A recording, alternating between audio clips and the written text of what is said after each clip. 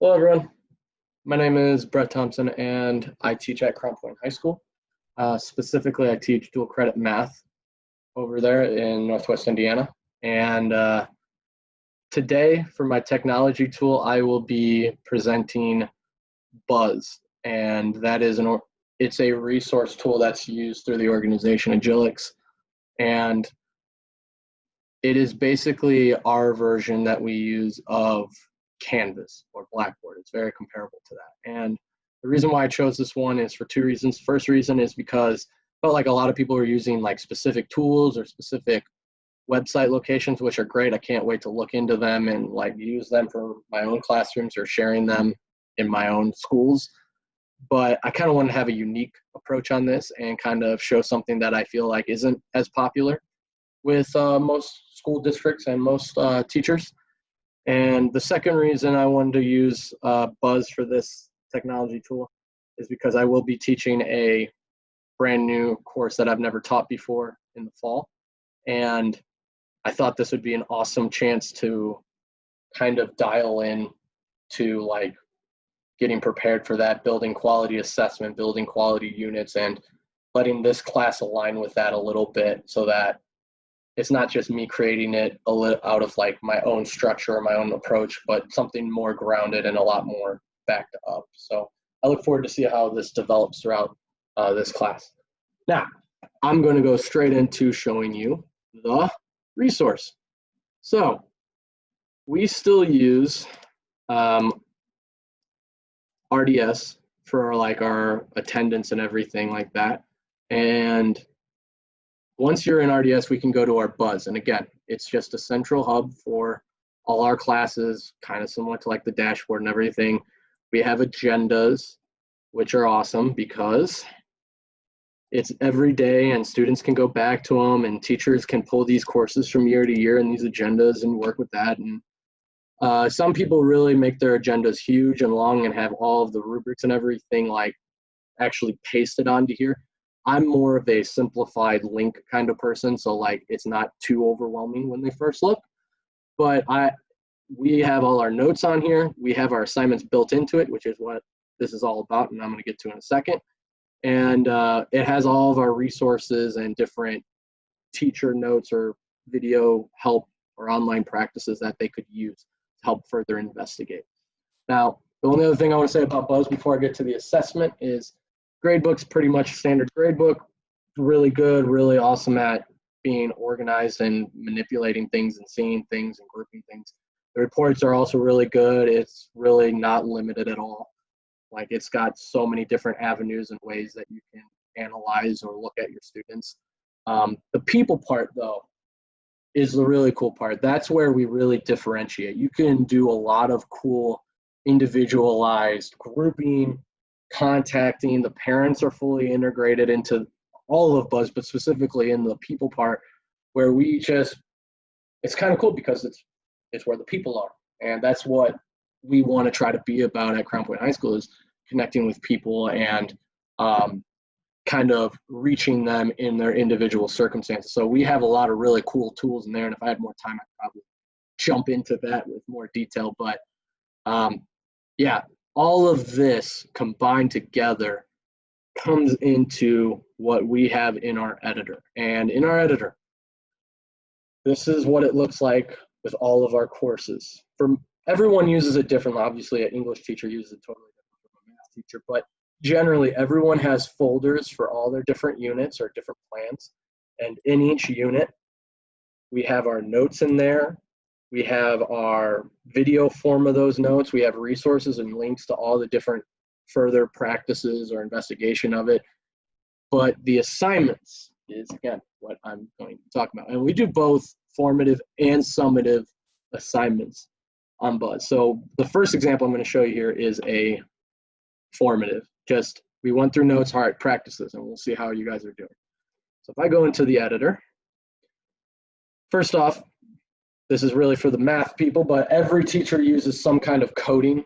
English uses coding in their own way. Math teachers use coding in the context of whatever their class is.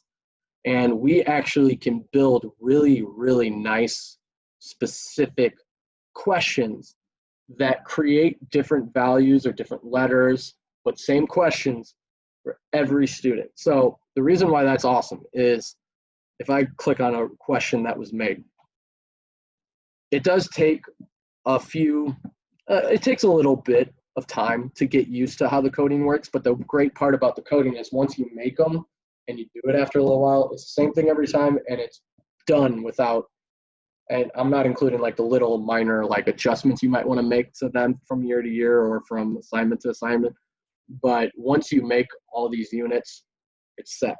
And again, the coding is nice because when you type it in this way, every kid gets a different number, every kid gets a different letter, but it's the same exact question with the same exact concept. And Buzz does a really good job of consistently keeping the level of difficulty the same throughout everyone's. And for our algebra classes and our code talk classes that we have, we keep it in the same order because it sequentially gets more and more difficult as it goes on. Hopefully build that confidence at start and see that they can be successful and then eventually get to something that might challenge them a little bit more. But for like our dual credit or AP classes, they will actually randomize this, mix it up, and try to like keep them honest and make it a little more challenging that way. There's that option on Buzz. But like I said, with all of the variables and the coding that we can make, it really prevents a lot of that cheating or that just that initial quick answer response to make it not honest and make it a very unreliable source. So we really like that in the math department, especially because it keeps the student honest and actually gives us a true look at how that student is understanding the content. Now in settings, this is really awesome too. We have the due dates on there. We can make it so that it's how do I want to say that? So that they can either do it once, like let's say it's like a pre-test, or if it's like a quick quiz that we just want to check to see where they're at, it can be attempted one time and we can get like, oh, okay, that's where they're at just initially.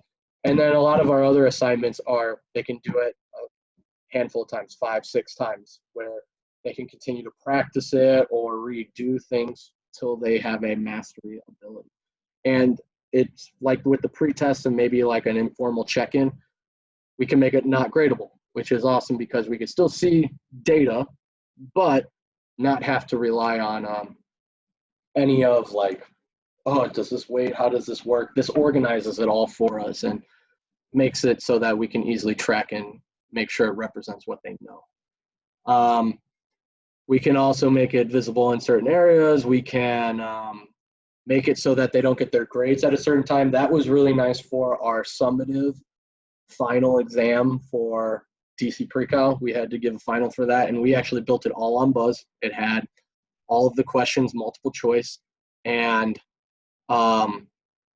it was really cool to see that like they couldn't get their score until everyone was done with the final, so that no one was like kind of like, oh, what'd you get? What'd you get? Oh, you got 100. Well, what were your answers, or what was this? So like again, it was keeping them honest and keeping them true to like hopefully seeing like, hey, let's make sure that we're staying on top of this and be credible with our scoring. Outside of that, the visible, invisible thing is really nice because we'll unlock things as the class goes on. So like if I'm starting a semester, all of these will be hidden. That's what the red eye means. This is what kids can't see. So we'll open things as we get to them. Maybe we'll be a few days ahead just in case kids are like at a little bit of a faster pace and want to try to kind of get themselves in a little bit of better spot. That typically doesn't happen, but it's there. But it's nice because then the kids aren't overwhelmed with all these folders maybe that you're seeing, but we can see obviously and make it so that it's progressively more and more available as they're completing assignments and going through the different notes. But yeah, I really like it. I think that it is something that really works for all subjects for our school. Our whole entire corporation uses it. Our whole entire building, all our teachers from elementary all the way up to high school uses this at Crown Point. And we found a lot of success with it. And the best part is there's like pages and contact people that we are constantly working with to make it better. So like if we say we have a problem with something, they'll fix it pretty much on the spot or help us find what that solution is. And yeah, I think it's not perfect yet because there's still a few glitches that we don't like and a few things that, oh, that's annoying or we wish we had this. But I do love having the opportunity for them to like connect with us as an organization, Agilix and Buzz, to make it better. And that's been really cool to see. So let me know what you think. If you want to know more about this, if you think this is cool or something that maybe your corporation is interested in, let me know. We love it here at Crown Point High School and at Crown Point School District. And yeah, that's going to be my tool. And can't wait to hear more from you guys.